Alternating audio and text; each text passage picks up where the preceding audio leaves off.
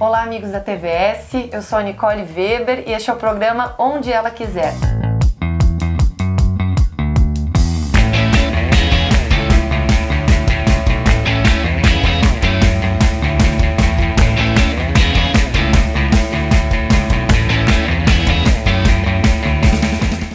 Eu estou aqui na estreia do nosso programa da série de entrevistas com a minha amiga e a professora de Direito Previdenciário, Josiane Borghetti Antonello Nunes, e nós vamos falar um pouco mais sobre a reforma da Previdência, que é um assunto atual, em voga e que diz respeito a todos nós, e principalmente ao que tange no que muda na vida das mulheres com esta reforma, né?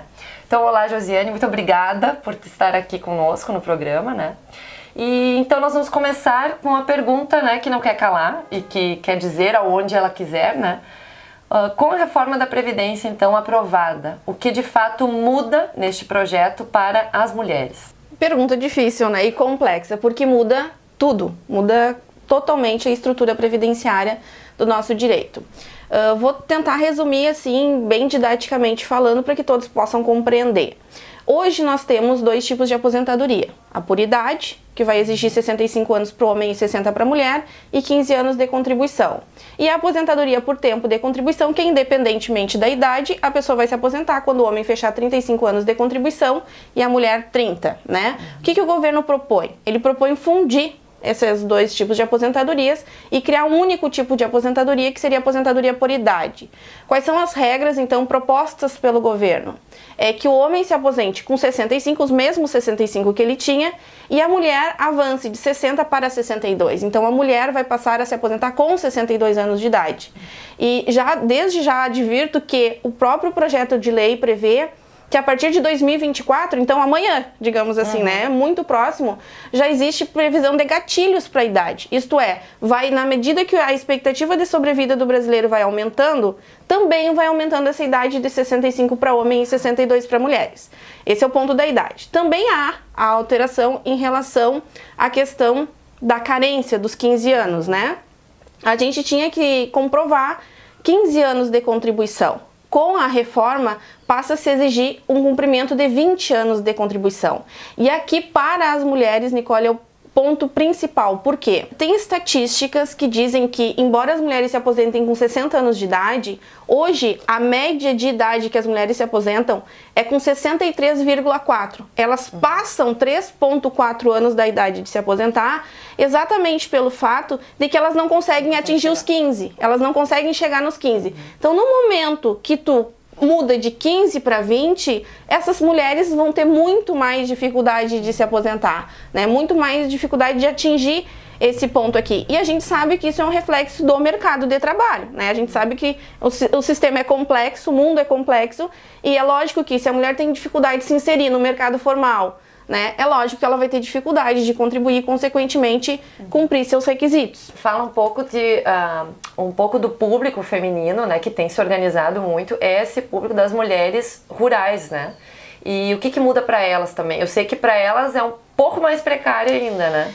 A situação das mulheres agricultoras, com certeza, assim, é um público que eu tenho bastante afinco, tenho bastante cuidado, trabalho junto com esse público e me preocupo bastante, porque vejam que ainda na aposentadoria urbana, ainda existe uma desigualdade de gênero ali na questão da idade, 62 para mulher e 65 para o homem. Na aposentadoria por idade rural, o governo igualou a idade de homens e mulheres.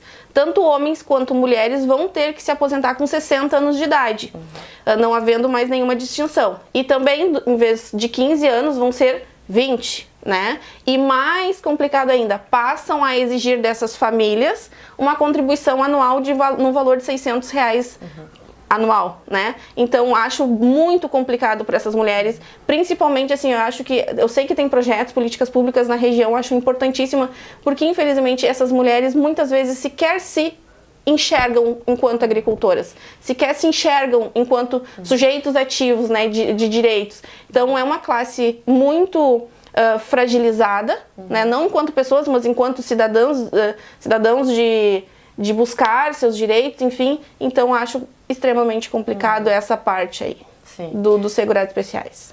E eu gostaria de te perguntar uma coisa. é fácil ser professor de Direito Previdenciário hoje aqui. A professora Josiane é professora aqui na Unisc, né? E é doutoranda também do programa de mestrado e doutorado ali do PPGD, né? E além de perguntar se é fácil ser professor de... Ano passado estava na moda dizer se é fácil ser professor de Constitucional, né? Agora, como está ser professor de Previdenciário nesta época? E quais são as perspectivas, da tua opinião, sobre essa aprovação, sobre todo esse engajamento político que está acontecendo em Brasília? E quais são tuas perspectivas também, caso aprovada, né, com a efetividade dela? Não está sendo fácil, né? Não está sendo fácil uma série de situações. Primeiro, por essa insegurança, né? A gente fica, vou passar o que está hoje. A gente tem uma legislação em vigor hoje, né? Mas a gente tem toda essa discussão paralela dessa possível reforma. Então a gente fica com dois corações. Vou passar o novo, vou passar o velho. O novo, é lógico, o atual continua tendo a necessidade de passar, né? Mas toda essa parte que vem, porque vai haver muita negociação, tá? Acredito que vai haver ainda muita negociação, mas está muito complicado, a gente não pode passar em branco e o nosso sistema político está muito fragilizado, né? Qualquer crítica que se coloque em relação à proposta, as pessoas enxergam como uma crítica ao governo, a pessoa do nosso presidente. Não é por aí. Eu acho que agora as eleições passaram, acho que a gente precisa ir à frente, discutir, são políticas públicas, são o nosso futuro, então... Não dizer amém para tudo. Não dizer amém para tudo, eu não sou obrigada a concordar com tudo que está sendo proposto. Então, está um momento muito delicado para se discutir qualquer coisa nesse país, né? Em relação à aprovação ou não, acho que o governo está fragilizado, mas acho que existe uma ideia meio que geral de que é uma reforma necessária, né? Então talvez até os congressistas estejam nesse sentido, mas tem muitas coisas extremamente estapafúrdias, extremamente complicadas, como é o sistema de capitalização, né, que está lá no projeto, diz que ele existe, mas não explica como é que ele vai ser. Então, acho que tem muita coisa que não vai passar. As bancadas já disseram que, por exemplo, dos ruralistas e dos benefícios assistenciais, eles não vão passar porque é o público mais frágil, de fato, né? Então, não há quórum para essas aprovações. Se passar, Nicole, depende do quê, né?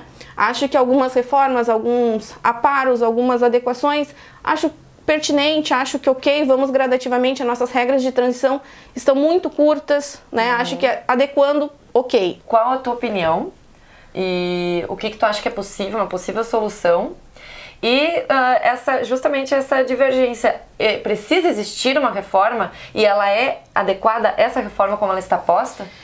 Eu acredito que o que não pode passar, sob hipótese nenhuma, é o sistema de capitalização, tá? Nós temos 193 países no mundo, dos 193, apenas 30 países tinham sistema de capitalização, 18 já voltaram atrás, hoje nós temos apenas 12 países no mundo que têm esse sistema, porque não conseguem voltar atrás. Todos eles têm índices absurdos, gravíssimos a respeito da população, né? Nós não podemos pensar só no econômico, a gente tem que pensar também no lado social, que é a seguridade, né? Então, eu digo assim, de tudo que passar, a única coisa que não pode, sob hipótese nenhuma, é a capitalização, porque daí eu considero o fim.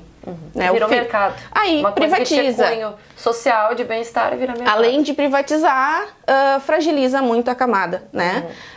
Ainda é preciso a reforma, né? Não vamos dizer que não seja preciso, tá? Vamos dizer o seguinte, eu acredito que existam outros pontos que deveriam ser debatidos antes da Previdência, né? Por exemplo, estamos com uma crise econômica, o que a gente pode mexer que não fragilize tanto o povo, né? Que não retire tantos direitos sociais? Vamos lá, todo mundo já fala, cobrança das dívidas, né? Acho que não é o suficiente, mas é um caminho, não podemos deixar de cobrar, né?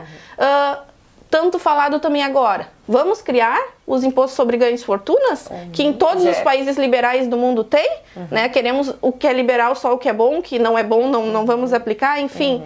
Né? Então, não vamos criar os impostos sobre ganhos e fortunas que está lá previsto na nossa Constituição. O pobre paga mais? Sempre, né? Sobre o consumo, né? Nós pagamos sobre o consumo.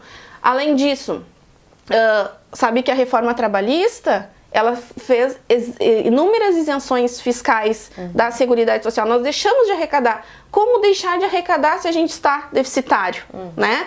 Ainda, para mim, o ponto principal, né, que eu não vejo político nenhum discutir, acho que não tem como nós tentar adequar o Brasil sem mexer nisso.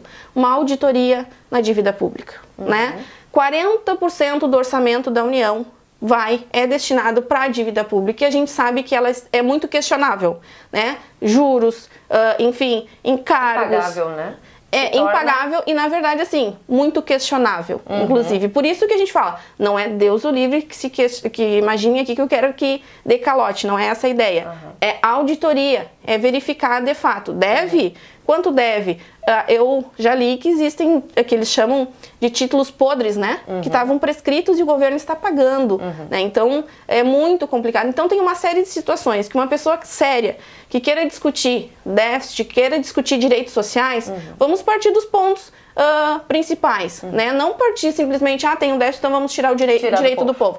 E do mais necessitado. Muito obrigada, então, pelos seus esclarecimentos. Professora Josiane, e acredito que todo mundo tenha gostado, né? É importante também, além de ser um assunto que está todo mundo nas rodas de conversa conversando, isso diz respeito aos nossos direitos mais básicos, né, pessoal? E lembrando que o que a gente faz agora, o que a gente aceita, o que a gente não se manifesta contra ou a favor, como a reforma da Previdência, ela vai ecoar por toda a nossa geração, a geração dos nossos filhos, dos nossos netos. Por isso a tamanha importância, e muito obrigada por ter vindo aqui, tá? E eu espero vocês no próximo programa, então, cada vez mais com assuntos pertinentes à vida da mulher, ao que tange, ao que muda, ao que se amplia, né? E na próxima a gente se encontra de novo no Onde Ela Quiser, tá? Um abraço!